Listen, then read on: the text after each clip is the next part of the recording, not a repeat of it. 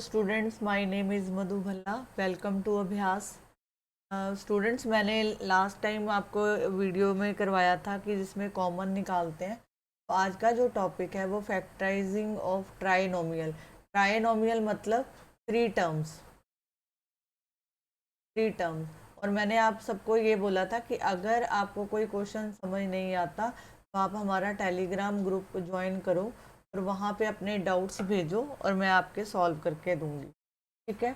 आज का जो टॉपिक है वो फैक्टराइजिंग ऑफ ट्राइनोमियल, मतलब जब आपको कोई तीन टर्म्स दे रखी हो तो उसको कैसे फैक्टराइज करते हैं उसके बारे में है। ठीक है। तो अब मैं आपको क्वेश्चन करवाती हूँ। देखो, इसमें बेसिकली आपको जो टर्म दे रखी होती है वो इस फॉर्म में होती है। यहाँ पे a x square plus b x plus three.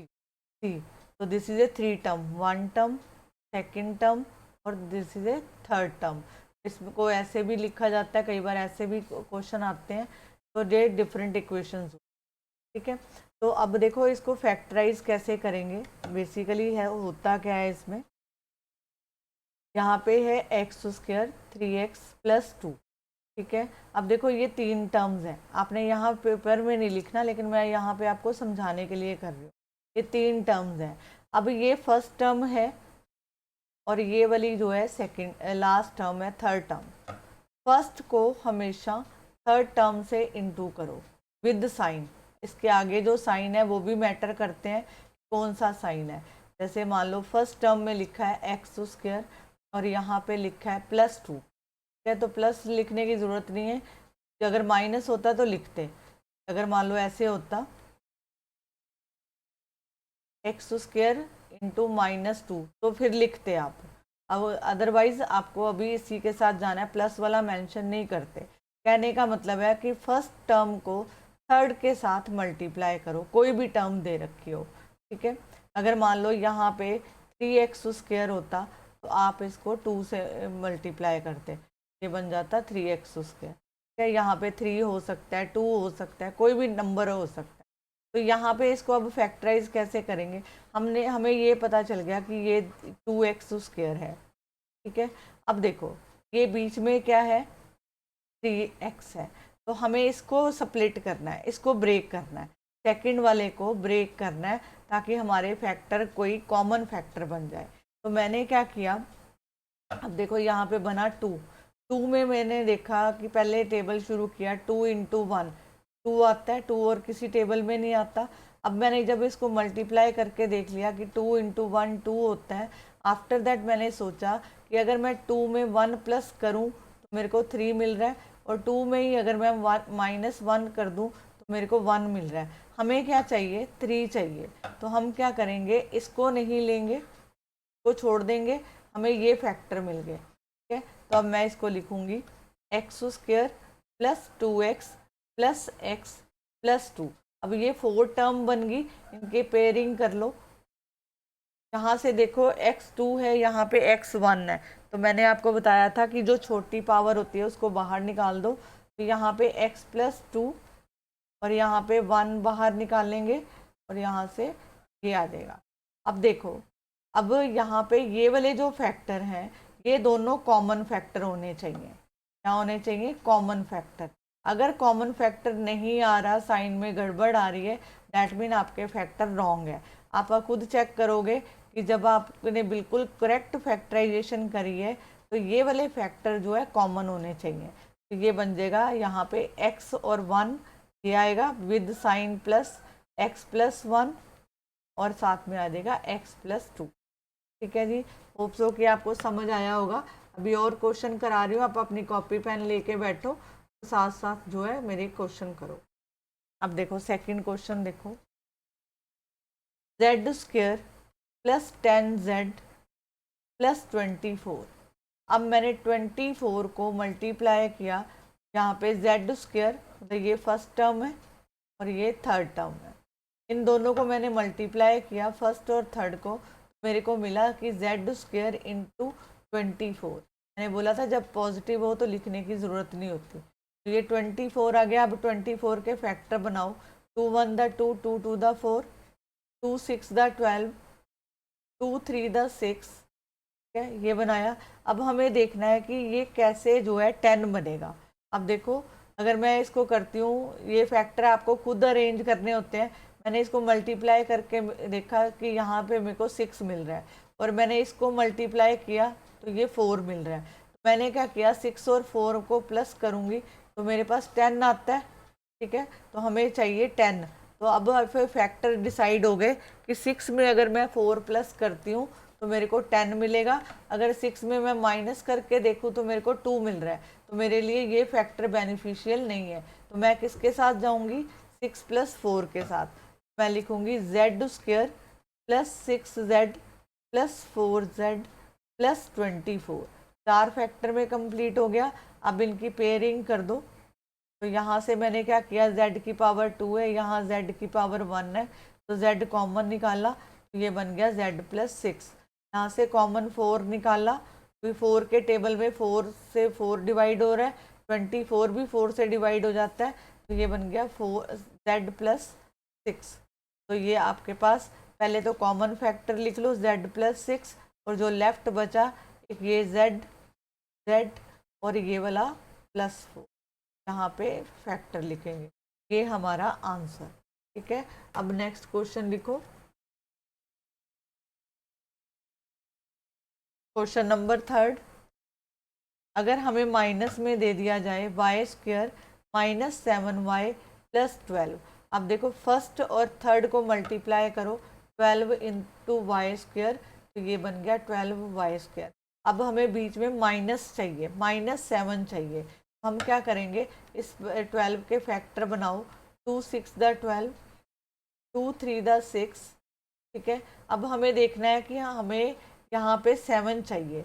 अब देखो 2 × 4 ये आ गया, यहाँ पे इसको छोड़ दिया मैंने। अब 4 और 3 को प्लस किया जब मैंने, तो मैंने देखा कि ये मेरे को 7 दे रहा है। अब अगर मैं 4 में 3 माइनस कर दूंगी तो 1 दे रहा है। हमें इसके साथ नहीं जाना क्योंकि हमें 1 चाहिए ही नहीं, हमें चाहिए ये वाले फैक्टर। बट यहाँ पे क्या है, माइनस है। तो अब इसको कैसे हैंडल करेंगे।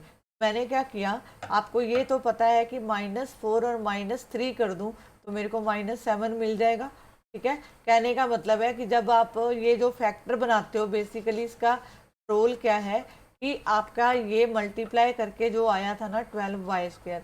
अब देखो अगर मैंने फैक्टर लिए -3 -4, तो ये बन गया -7। ठीक है, हमें -7 की नीड है, वो हमें मिल रहा है। तो कहने का मतलब जब आप इसी फैक्टर को मल्टीप्लाई करोगे तो मल्टीप्लाई करने पर आपको ये वापस मिलना चाहिए 12।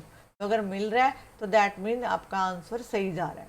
कहने का मतलब जो फैक्टर आपने बनाए हैं, अगर उसको प्लस या माइनस करते हो, प्लस माइनस करने पर आपको विजुअली टर्म मिल रही है, लेकिन उसी फैक्टर को जब आप मल्टीप्लाई करोगे तो आपको जो है, जो आपने फर्स्ट और थर्ड को मल्टीप्लाई किया था वो मिल रहा है, तो आपका आंसर करेक्ट है।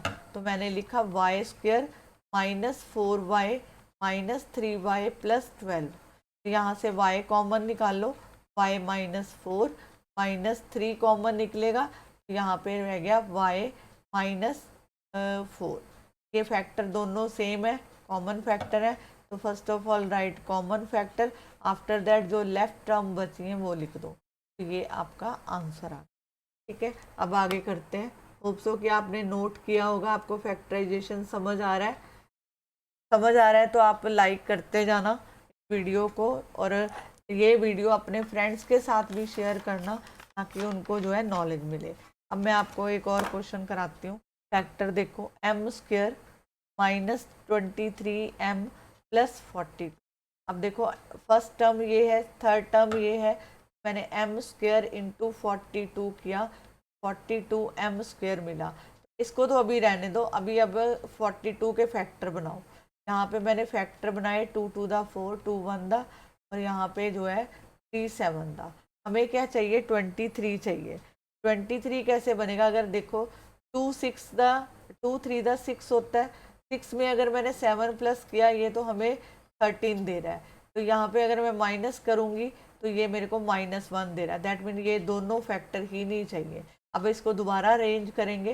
फिर मैंने करके देखा कि इसको मल्टीप्लाई करें, 3 इंटू 7 किया तो इसने मेरे को 21 दिया। अब ये जो 2 है पहले इसमें प्लस करके देख लो, 21 में 2 प्लस किया कितना हुआ 23, 21 में 2 माइनस किया तो ये हुआ 19। हमें मतलब ये वाले फैक्टर नहीं चाहिए, हमें कौन से फैक्टर चाहिए ये, तो ये बन गया m square minus 20m minus 22m plus 40। तो अब इसकी पेयरिंग करेंगे, तो इसकी पेयरिंग इसके साथ, इसके साथ, तो यहाँ से m कॉमन निकलेगा। m क्यों कॉमन निकला, यहाँ पे m की पावर 2 है, यहाँ पे m है, ये बन गया m माइनस 21। इसी तरह यहाँ से -2 कॉमन निकाल लो। लास्ट टाइम मैं फैक्टराइजेशन में बता रखा है कि कैसे उसको कॉमन निकालते हैं। अब मैं डायरेक्टली कर रही हूँ। -2 को जब मैंने इस टर्म से डिवाइड किया तो मेरे को यहाँ से सिर्फ m मिला। अब -2 को वापस इससे करोगे तो हमें 42 माइनस 2, ये हमें 21 देगा, -21। तो ये फैक्टर कॉमन आ रहे हैं, दैट मीन हमारी फैक्टराइजेशन सही जा रही है। बाकी लेफ्ट टर्म जो है साथ में लिखो। होप सो कि आपको समझ आया होगा। आगे देखते हैं।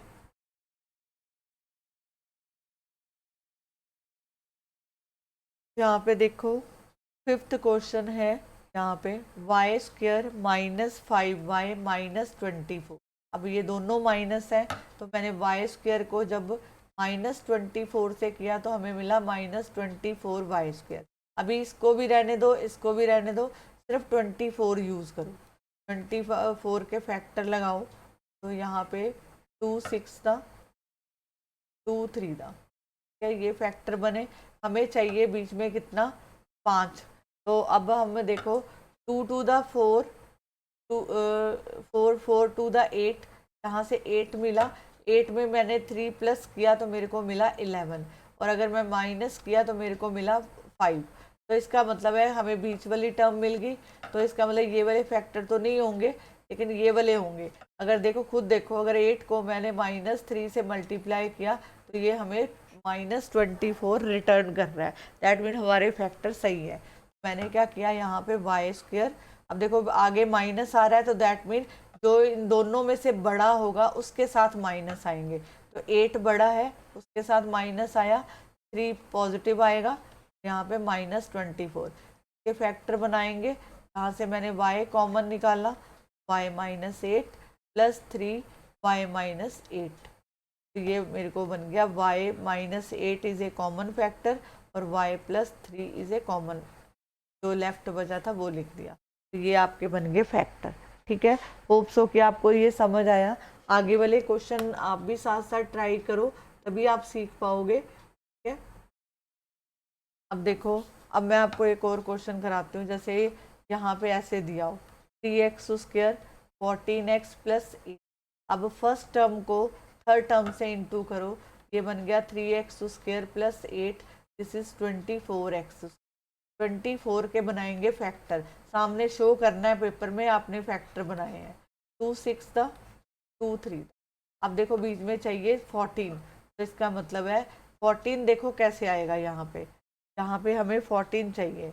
अब देखो अगर मैं यहाँ पे 2 2 1 2 2 6 दा 12 2 3 दा, तो यहाँ पे देखो ये तो नहीं बन रहा, यहाँ पे 12, हमें चाहिए 14।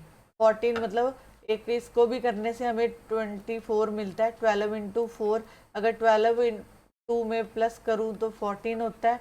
12 में जो है अगर मैं माइनस कर दूँ मेरे पास कितना आता है, 10 आता है। तो 10 वाले तो फैक्टर नहीं होंगे, लेकिन ये वाले फैक्टर होंगे। तो ये 12 के टेबल से जाएगा, 12 टू द 24 होता है। तो अगर प्लस किया तो वो हमें 14 रिटर्न कर रहा है। दैट मीन यहाँ पे लिखेंगे 3x² + 12x + 2x + 8। अब इसकी पेयरिंग कर दो, यहाँ से मेरे पास कॉमन, क्योंकि 3 के टेबल पे 3 जा रहा है, यहाँ पे 12 भी जा रहा है, तो ये 3x कॉमन आ गया। यहाँ पे लेफ्ट बचेगा x + 4, यहाँ से 2 बनेगा, x + 4 कॉमन आ गया। तो यहाँ पे जो है ये कॉमन फैक्टर है, इसको पहले लिख लो x + 4 और बाकी लेफ्ट वाली टर्म लिख दो 3x + 2, this is the answer. इसी तरह का एक क्वेश्चन और करते हैं। 3y² + 10y plus 8। तो यहाँ पे आपके पास आया 3 8 द 24 है। अब इसी को देखो 2 to the 4 4 3 the 2 to the 4 4 to the 8 और यहाँ पे 3 बन रहा है। ठीक है, हमें यहाँ पे 10 चाहिए। 10 कैसे आएगा? यहाँ पे देखो, अगर मैं ये करती हूँ तो देखो फैक्टर बनाओ, मिनट, यहाँ पे हमने फैक्टर ये बनाए थे।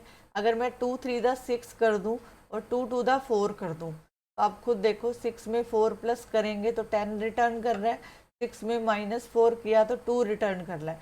दैट मीन -2, ये वाला तो चाहिए नहीं, हमें 10 वाला चाहिए क्योंकि 6 को 4 से मल्टीप्लाई करोगे तो 24 मिल रहा है। तो दैट मीन हमारे फैक्टर सही है।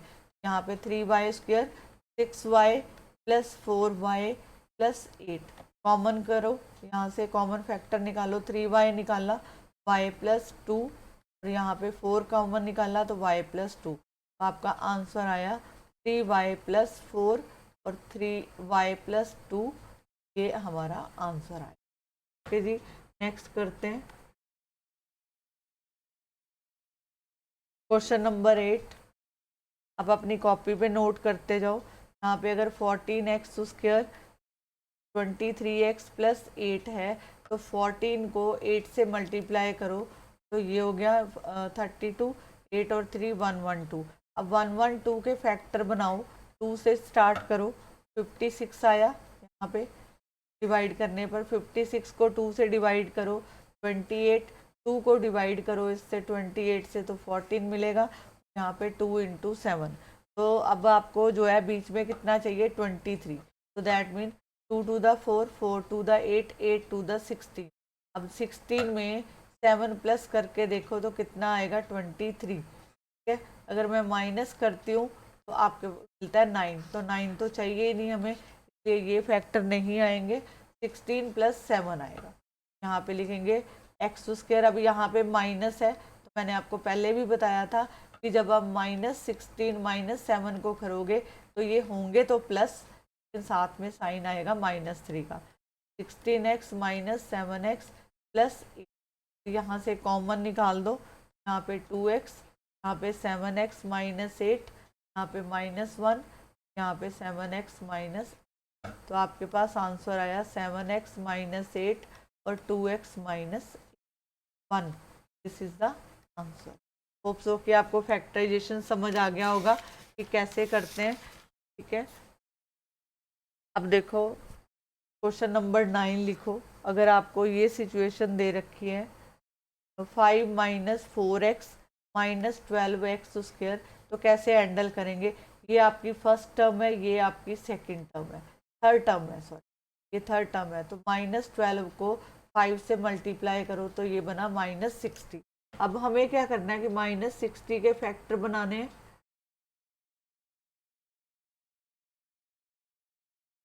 अब यहाँ पे 60 के फैक्टर बनाओ तो ये 30 आया, 2 से फिर वापस डिवाइड करेंगे 15 और ये 3 से 5। हमें 4 चाहिए बीच में। अब देखो 4 कैसे बनेगा?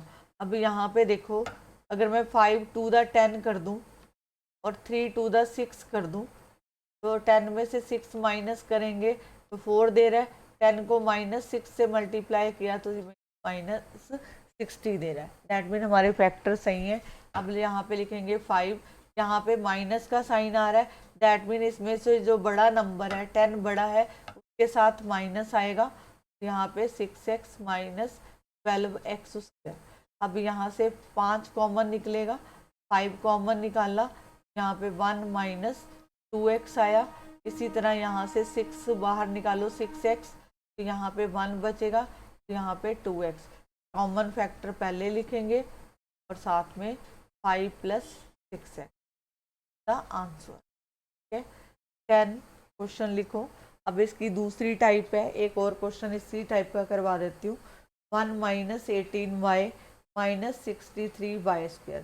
अब देखो 63 को -63 को 1 से मल्टीप्लाई किया तो -63।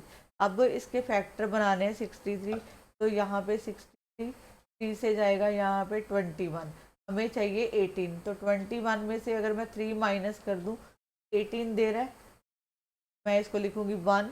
अब यहाँ पे फर्स्ट पोजीशन में माइनस है, तो दैट मीन बड़ा नंबर आएगा -21 प्लस 3y माइनस 63y²। तो यहाँ से 1 -21y प्लस 3, यहाँ पे 1 -21y, आपके पास आ गया 1 -21y। अब यहाँ पे आएगा 3y लिखोगे, और जब कुछ नहीं दिया होता यहाँ पे 1 होता है, ये बन गया 1 + 3। ये हमारा आंसर आ। अब देखो आपकी बुक में 1-2 क्वेश्चन और भी हैं जो डिफरेंट टाइप है, वो भी करा रही हूँ साथ में। 11th क्वेश्चन देखो, समटाइम क्वेश्चन आपको ऐसा दिया होता है a + b का होल स्क्वायर -11a + b -42। अब देखो इस तरह के क्वेश्चन को सीधा भी कर सकते हैं, लेकिन अगर सीधा नहीं करना तो आप ऐसे करोगे, लेट a + b है, इसको x मान लो, तो इसकी जगह पे x पुट कर दो। मैंने लिखा x² 11x - 42। अब वापस वैसे ही करना है जो पहले फैक्टराइजेशन करी है, x², तो यहाँ पे बेसिकली x² -42, तो ये -42x² बना। 42 के फैक्टर बनाओ, तो ये बना 2, यहाँ पे 21 आएगा, यहाँ पे 37।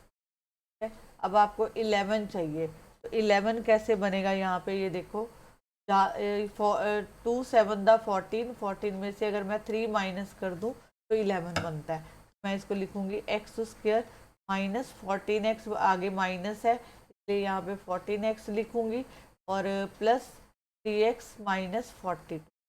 यहाँ से x कॉमन निकाला, x - 14, यहाँ से 3 कॉमन निकलेगा, x - 14। ये कॉमन फैक्टर है x - 14, और बाकी रेस्ट ऑफ द वैल्यू लिख दो। ये लिखने के बाद अब जो x की वैल्यू आपने पुट करी थी ये वाली, इसको लिखो।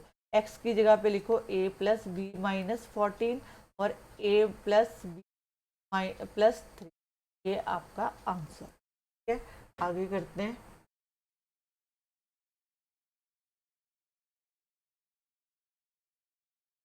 क्वेश्चन। अब अगर आपको इस तरह दिया है x 12x + 7 - 10, तो आप इसको मल्टीप्लाई कर दो, तो ये बन गया 12x²। इस x को इससे भी मल्टीप्लाई करेंगे और इस x को इससे भी मल्टीप्लाई करेंगे। 12x² + 7x - 10, तो ये बन गया 12 को -10 से किया तो दिस इज -120। अब 120 के फैक्टर बनाएंगे, 260 फैक्टर बनाने ज़रूरी होते हैं ताकि आप अपने बस की एडजस्टमेंट कर सकें। 30, 15 और 35 का।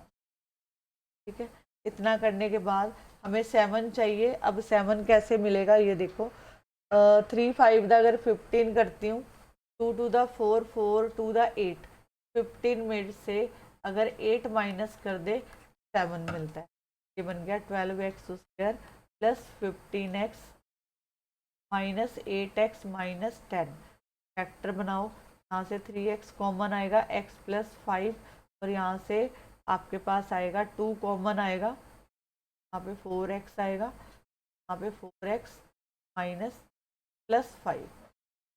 कॉमन फैक्टर पहले लिखेंगे और दूसरे वाले बाद में। ये हमारा आंसर। ठीक है, होप सो कि आपको समझ आ रहा है। अगर आपको समझ आ रहा है तो वीडियो को लाइक ज़रूर करना, मेरे चैनल को सब्सक्राइब करो ताकि आपको नेक्स्ट क्वेश्चन जो है समझ आए। ठीक है, नेक्स्ट टॉपिक मिलता रहे। आगे लिखो question number 13, 8 + 6p + q -5p + q²। तो वैसे ही करना है, लेट करो इसको, p + q = a। तो यहाँ पे 8 a भी कर सकते हो, अगर a नहीं रखना अभी तो x कर दो। यहाँ पे 6x + 5x²। तो फर्स्ट और थर्ड को मल्टीप्लाई करो, 8 × -5x² -40x²। 40 के फैक्टर बनाओ, यहाँ पे 20 आया, पे 10। ठीक है, अब इसके फैक्टर अरेंज करने हमें 6 चाहिए, तो 6 कैसे आएगा, 2 2 दा 4 और 2 5 दा 10। तो 10 में से 4 माइनस करेंगे तो 6 मिल जाएगा। 10 को अगर आप -4 से मल्टीप्लाई करोगे तो -40 दे रहा है। दैट मीन आपके फैक्टर सही हैं। अब देखो यहाँ पे प्लस है तो हम क्या करेंगे 8 + 10x - 4x - 5x स्क्वायर। यहाँ से 2 कॉमन निकाल लो, ये 4 आ गया, यहाँ पे कितना बनेगा 5। अब इन दोनों माइनस में से कॉमन निकाल लो, यहाँ पे x कॉमन निकला -x, यहाँ पे बचा 4, यहाँ पे x भी आएगा भी 4x, और यहाँ पे 4 और प्लस 5x। कॉमन फैक्टर साथ लिख दो, 2 - x लिखो पहले और 4 + 5 का आंसर। अब एक क्वेश्चन और करवाती हूँ, 14 क्वेश्चन। अब यहाँ पे लिखो x - 2y। इसमें एक और चीज़ करना भूल गई मैं, आपको करा देती हूँ। हमने यहाँ तक तो आंसर निकाल लिया, 1 मिनट।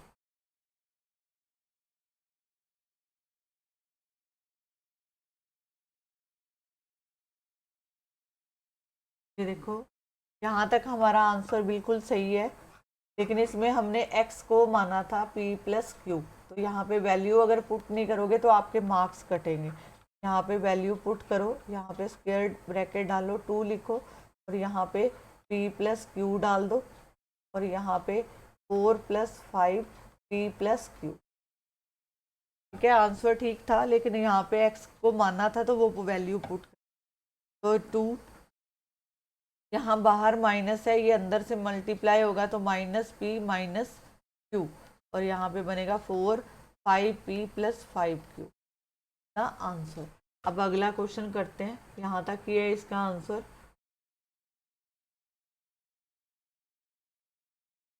नेक्स्ट क्वेश्चन देखो, यहाँ पे x - 2y का होल स्क्वायर -6x - 2y + 5। अब देखो यहाँ पे फिर वो वैसी ही फॉर्म है, तो आप यहाँ पे लेट x - 2y, आप यहाँ पे इसको p पुट कर लो, x y नहीं पुट कर सकते क्योंकि यहाँ पे ऑलरेडी दिया रखा है। तो भैया p पुट कर सकते हैं, a पुट कर सकते हैं। मैंने इसको लिखा तो p² -6a + 5। तो वापस वैसे ही फैक्टर बनाओ, p² × 5, तो ये बन गया 5p। तो मैं अगर इसको लिखूं, 5 के फैक्टर होते हैं 1 × 5, 1 + 5 6 होता है, 1 - 5 4 होता है, -4। तो -4 वाला हमें नहीं चाहिए, इसको छोड़ दो। आप पहले वाले के साथ जाओ, यहाँ पे लिखो p² -5p आएगा भी +p + 5। यहाँ से p कॉमन निकालो, p - 5, यहाँ पे 1, और p जो है यहाँ पे भी माइनस आएगा, और यहाँ पे -p - 5। तो कॉमन फैक्टर लिखो p - 1। तो अब वैल्यू डाल दो उसकी,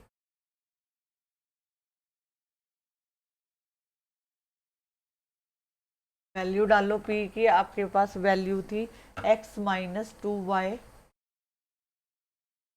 -5, यहाँ पे x - 2y -1 का आंसर। होप सो कि आपको ये लेक्चर समझ आया होगा, फैक्टराइजेशन कैसे करते हैं समझ आया। अगर आपको मेरा वीडियो पसंद आया, आपने कुछ सीखा है, लाइक करो, शेयर करो और मेरे चैनल को सब्सक्राइब करो। ठीक है, थैंक यू वेरी मच।